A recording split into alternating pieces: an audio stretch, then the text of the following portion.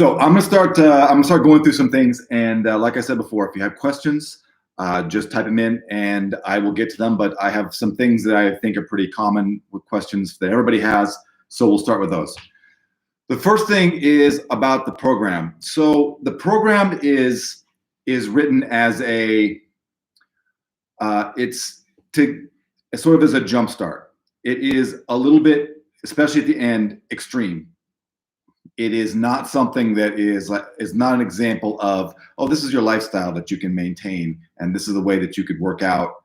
The workout is what I'm talking about mostly. It's not something that you can keep going for longer than 6 weeks. It's definitely something that's going to jumpstart you and then get into a more realistic workout routine. So just know that as you're going through, is that this is maximizing the output of your caloric burn, and not something that you're going to be expectable if you have to work out like this if you want to be in good shape, because that is not the case. So just know that going in. If you've looked ahead to see what it entails, it starts off, the first couple of weeks are not so bad. The rest intervals will continue to go down on the second week of each week of the program, and you'll start adding in more cardio, more abdominal work, and then the last week, even a separate session of cardio, that's a lot, even for somebody who takes it very seriously like myself. That's a lot to ask for, but it will definitely jumpstart your metabolism, and at the end of this, you can go back to a more maintenance type program and be very successful. So just know that going in. So I just mentioned lifestyle. I've had some specific comments that I'll get to later, but just know that what we're trying to get here is we're trying to build a new way for you to think about your health, for you to think about the way that you live your life, and the way that you think about your food and your activity. So you can have all of those things and not have to feel like this program, which is I have to do something extreme to have fitness and health that I can't maintain, and then I will go off for some length of time. I will have, I will lose my fitness, lose part of my health, get to some part where I can't stand it anymore, and then ramp it back up. So that's kind of an old school, 80s, 90s, old school bodybuilding mentality of I'm going to peak for something, and then I'm going to let it really go to hell, and then I'm going to try and pick up the pieces and peak for another thing. So that is not what we're doing. We're going to jumpstart metabolism and then get into a healthy lifestyle where you start to make informed choices that allow you to make those choices and live and be healthy and be lean all the time, which is the way that I live my life now. Where years I was doing, I have this thing I have to get ready for, so I will do this extreme get ready for it, and then I can't possibly maintain it, and then the crash from afterwards it would be horrible and very unhealthy.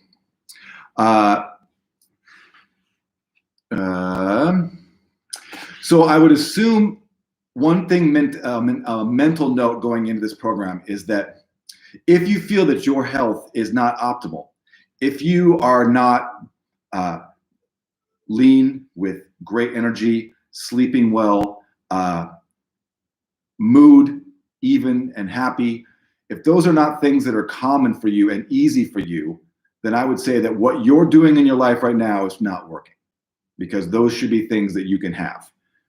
And most of those things are tied to diet and exercise, all of those things really.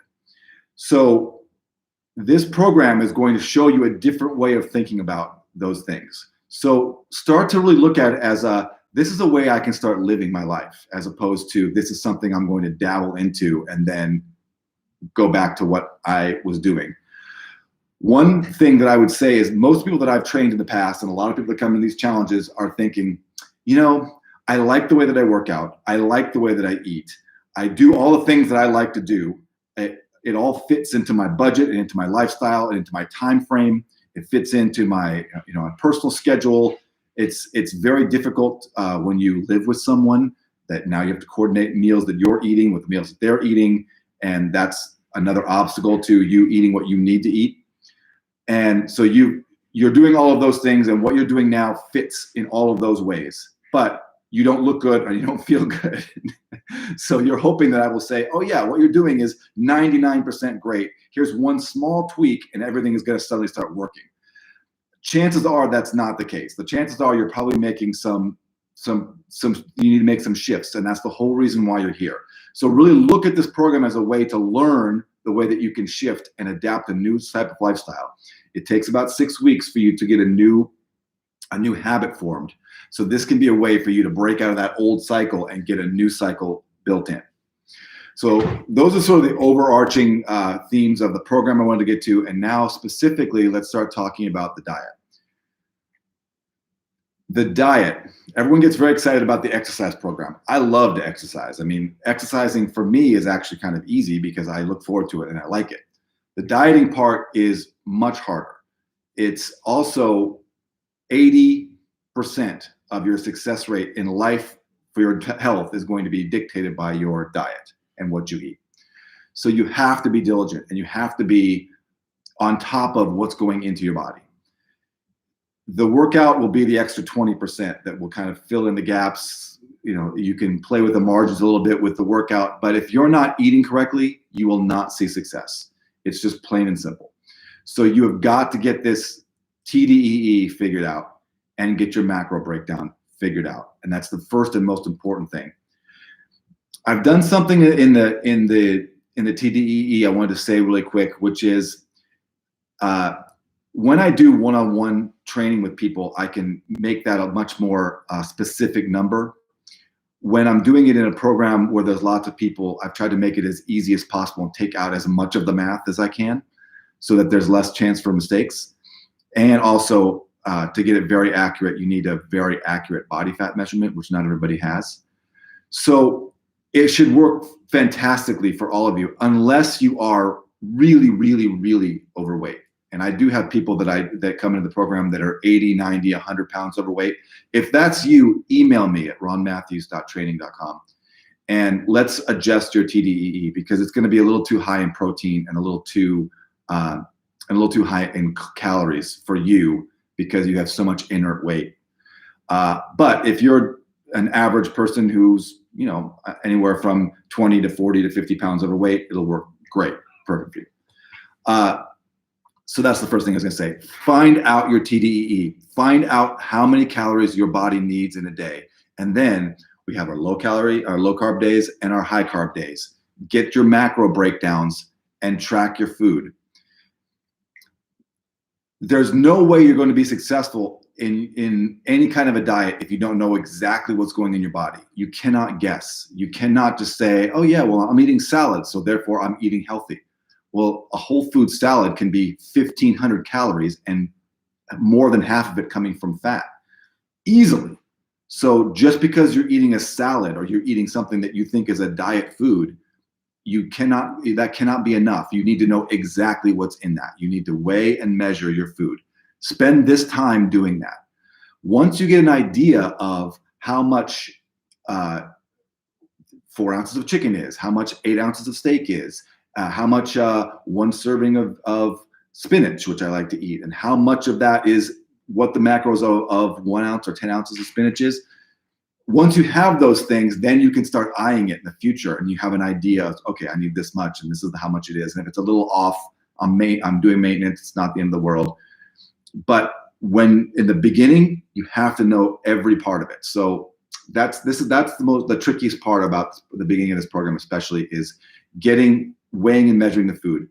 If you do My Fitness app, which is what I use, it's got a scanner. So if you're eating something that has that came in a package, or a lot of times in a menu, you can add in something and it will give it to you. Easy. If not, you're gonna have to add it in individually.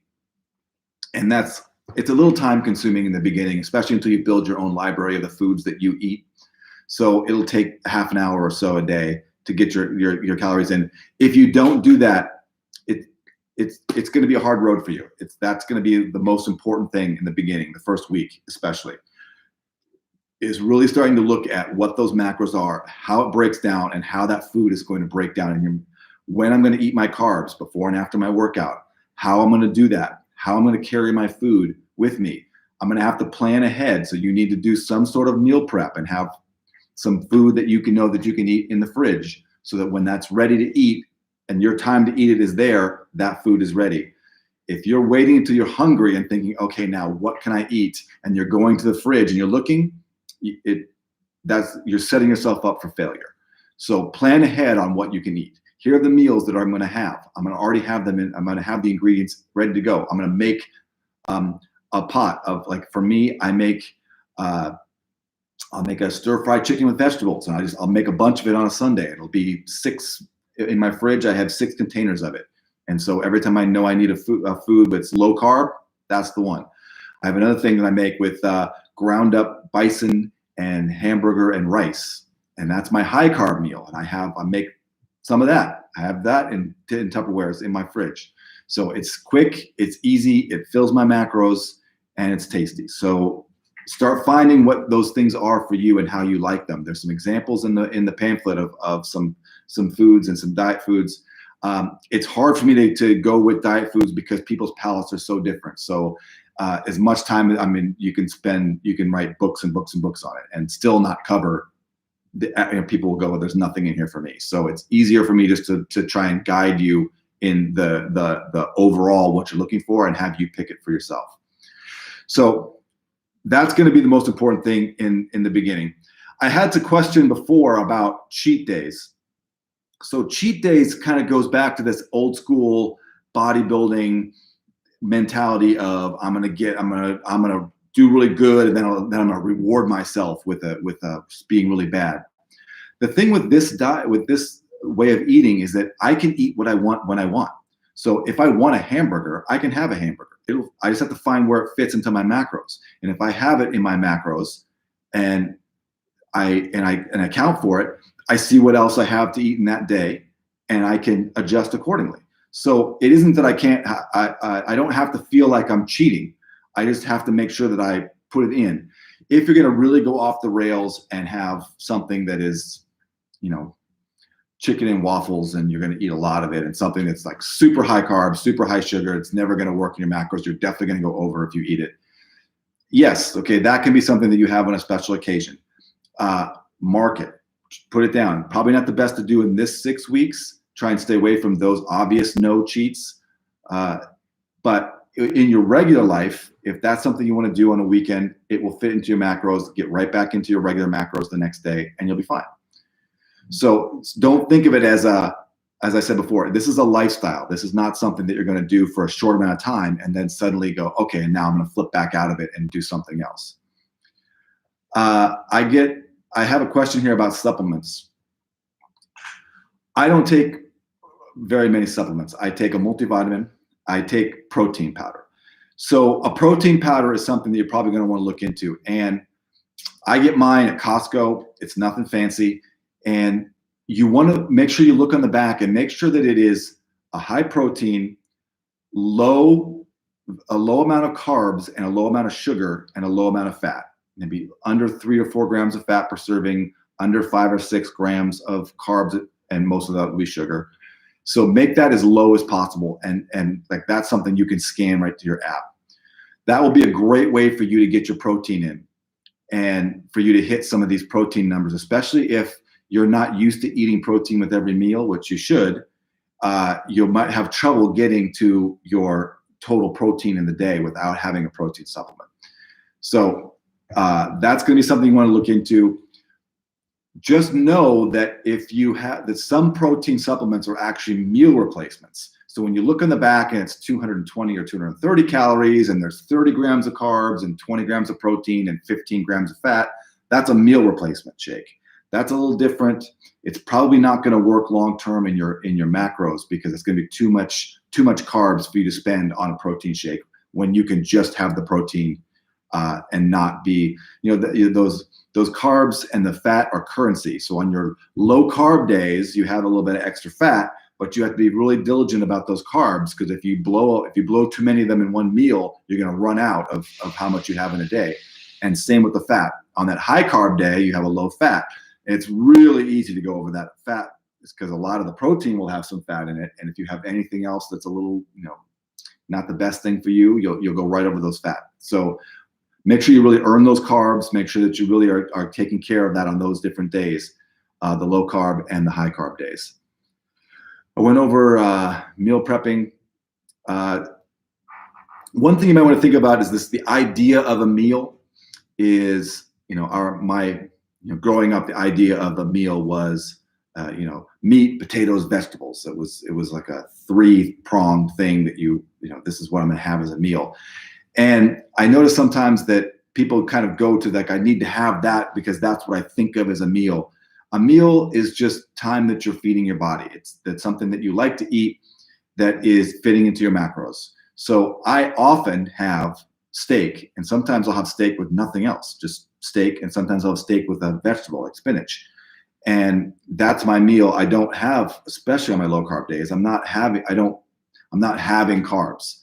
Carbs are easy for me to get. It's easy for you to put some protein, some rice, and when I need the carbs, to have them there. So I don't have to put them on the plate in order to have the meal. So I get used to the idea of a meal of, a salad with chicken on it is a great meal. And that's a relatively low carb meal. And depending on the dressing, it can be a low fat meal. So change the idea of what you think of as a meal. All right, so that looks like all of my diet questions that I want to go through. So now, lastly, I want to go through the workout. So the workout, without getting too much into the, so I want you to learn what intensity is. And the intensity of the workout is that we're trying to create a higher heart rate than you probably are used to when you work out. So a lot of people go in, and if you're doing cardio, they want to get their heart rate in like the 120, 130 range and stay there. That's great if you're doing steady state cardio and you're just trying to burn fat. For the workout, I want you to push so that your heart rate, like lower the rest so that the heart rate is a little higher than that. I want your heart rate to be around about 150 when you're lifting the weights. So it's going to feel more anaerobic and less, like this is not something that I could, that I'm easily doing. I want you to feel like you're pushing.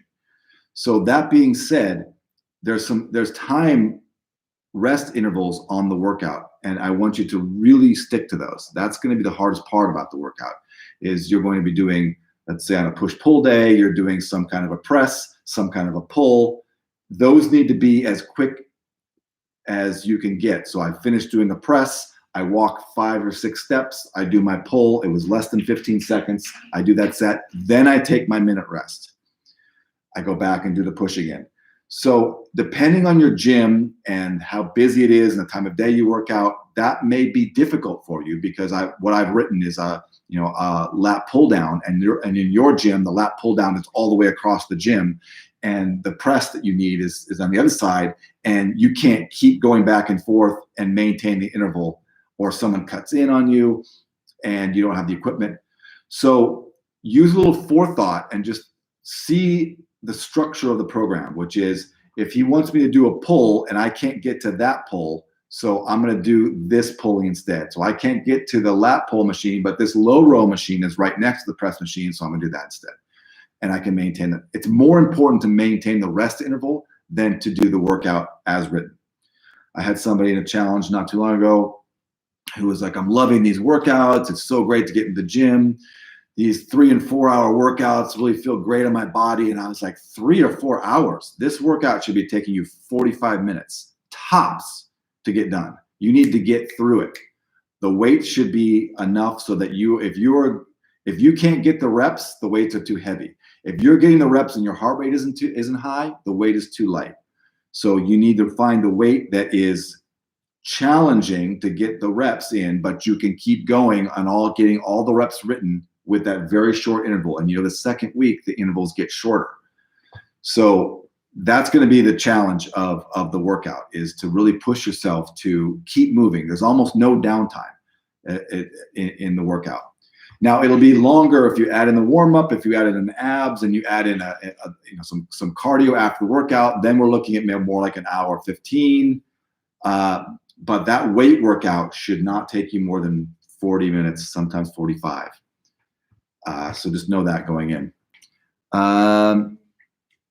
The ab protocols. Everybody wants to get into the ab protocols.